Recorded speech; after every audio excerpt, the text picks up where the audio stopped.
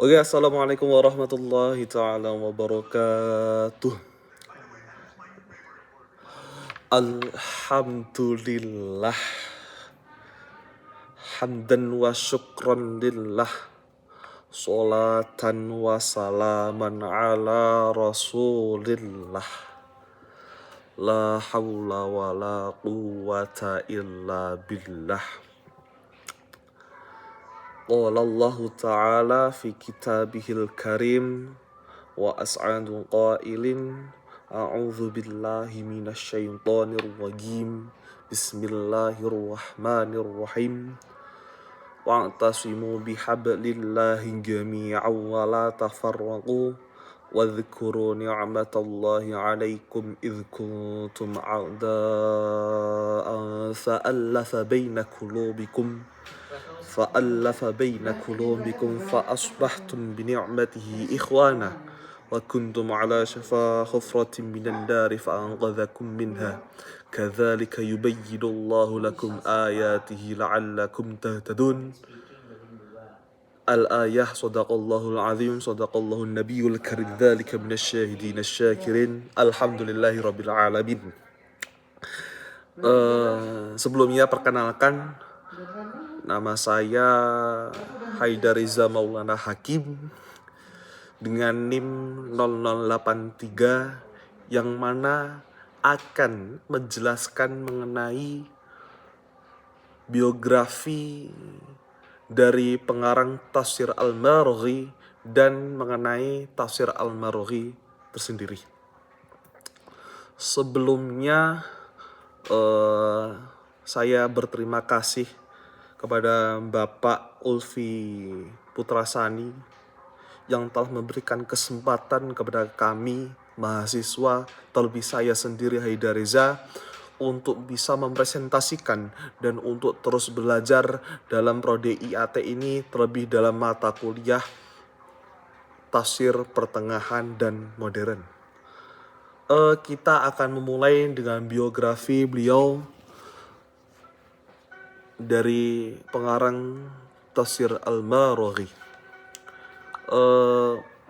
Beliau memiliki nama lengkap Ahmad Mustafa Ibnu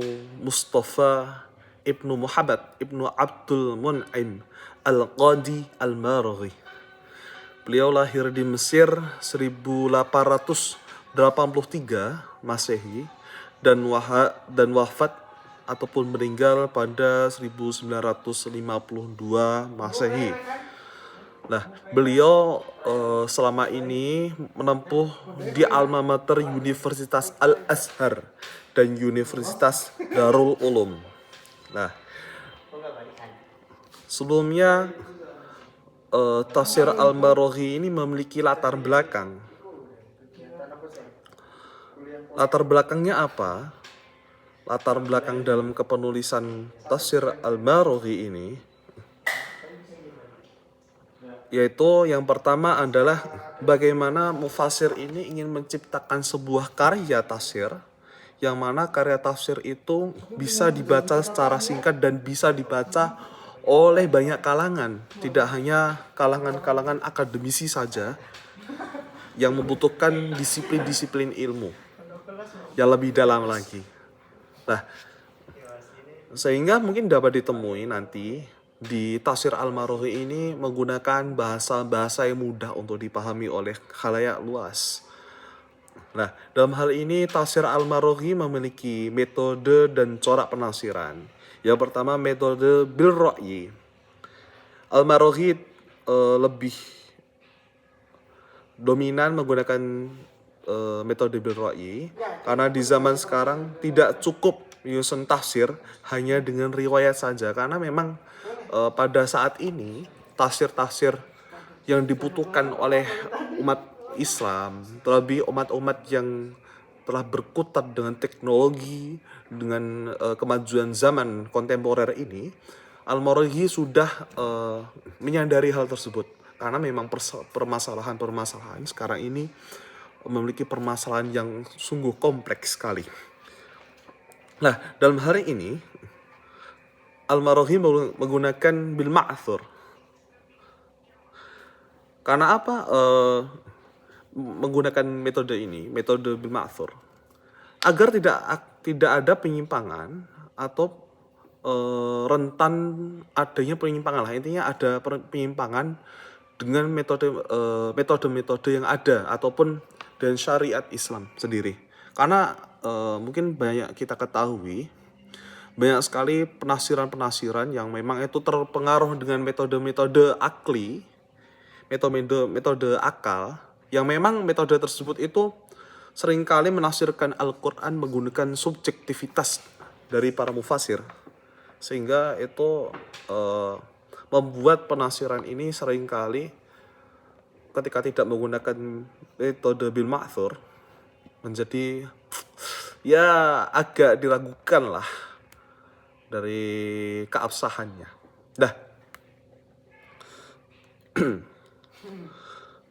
Nah, dalam hal ini corak tafsir dari tafsir Al-Marughi itu menggunakan adab ijtima'i. Nah, menggunakan ketinggian bahasa Al-Quran serta mendialogkannya dengan sosial kemasyarakatan. Nah, dalam hal ini tafsir Al-Marughi ini seperti yang sudah saya jelaskan di awal, Al-Marughi ini bersifat membumi, sehingga apa?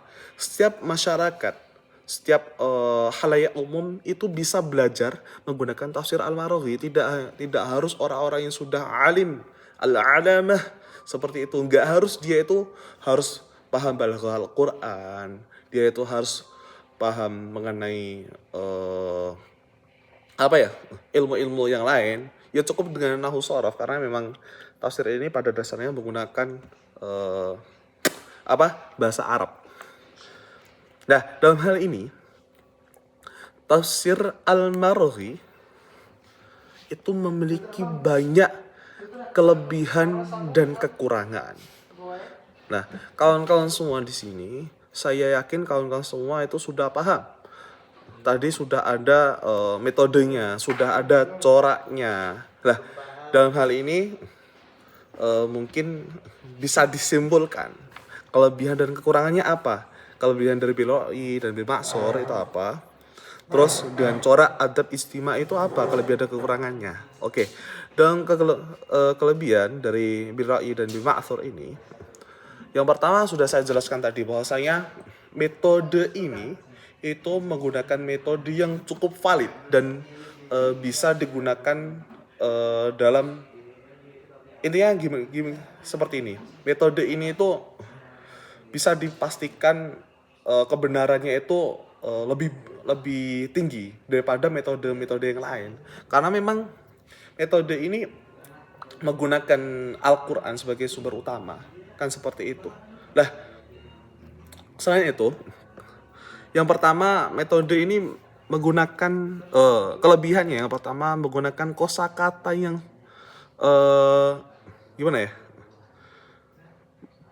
yang mudah dipahami oleh orang-orang awam, sehingga orang-orang awam itu mudah untuk mempelajarinya. Yang pertama itu. Yang kedua, menjelaskan ayat-ayat secara ijmal.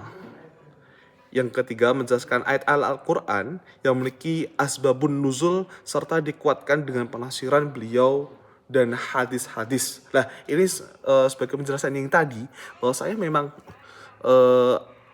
metode ini ataupun kelebihan dari tafsir ini itu menggunakan sumber-sumber yang primer. Kan kalau dalam penelitian itu ada sumber-sumber primer dan sekunder. Nah, sumber-sumber primer dalam penafsiran yang utama apa? Yaitu tafsir yang pertama. Yang kedua apa? Hadis. Nah, dua sumber primer ini itu digunakan beliau Syekh Al-Marughi tadi dalam membuat penafsiran ini, dalam pembuatan tafsir Al-Marughi. Nah, kekurangannya apa? Nah, kekurangannya beliau itu menjelaskan mufradatnya secara singkat dan sederhana. Nah, dalam hal ini memang dalam penjelasannya itu cukup sederhana dalam hal ini.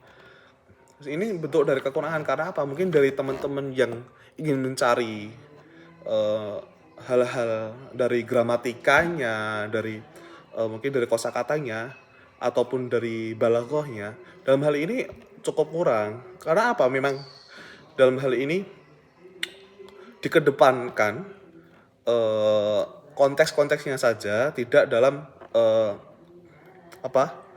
Dalam gramatika seperti nahwu, sorof dan sebagainya dan balaghahnya. Nah, ya memang ini tergantung dari sudut pandang kita. Mungkin untuk sudut pandang teman-teman dari yang ingin mencari tafsir yang lugawi, ini merupakan bentuk dari kekurangannya. Tetapi bagi teman-teman yang ingin mencari tafsir yang kontekstual ataupun tafsir yang memang merujuk kepada beberapa permasalahan, hal ini bisa menjadi sebuah kelebihan. Tergantung dari dalam perspektif kawan-kawan semua. Mungkin cukup kami dalam menjelaskan tafsir ini, terlebih banyak kekurangan, banyak kekhilafan. Kami mohon maaf sebesar-besarnya. Cukup dari saya, mohon maaf Bapak. Wassalamualaikum warahmatullahi wabarakatuh. Allahumma musta'an.